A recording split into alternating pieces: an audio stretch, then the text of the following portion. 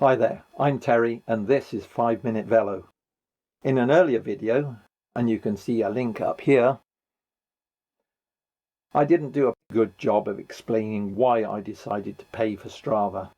Particularly, I spent much of the video saying why Strava didn't meet my needs, or rather the subscriber features didn't meet my needs. You may have noticed that the video was exactly 5 minutes long. That is, I hit my self-imposed 5-minute limit.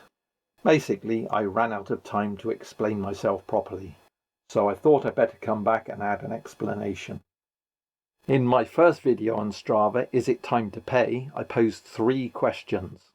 First, do I want access to the features that the subscriber status would give me?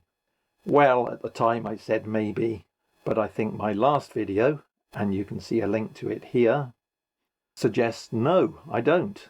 Secondly, well, I'll be sponging off other users that were paying, and could I live with that?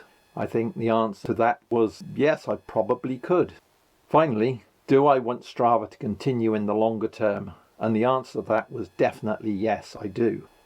My final decision was based on the last of these questions. I want Strava to survive, and one way of doing that would be for me to contribute financially. I know, 1 subscriber won't make much of a difference. However, if everybody thought that, then, well, what then?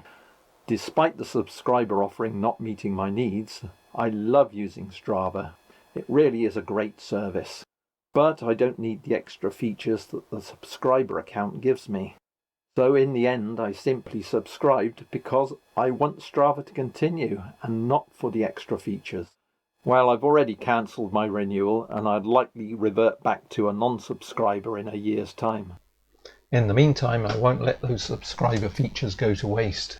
I'll be particularly interested in looking at the route building and mapping options further, perhaps playing with the Strava segments a bit more and transferring those to my GPS device, looking at the goal setting capabilities in a bit more detail. I believe those have been enhanced in the last few days, and perhaps trying to take better advantage of the freshness and fitness curves.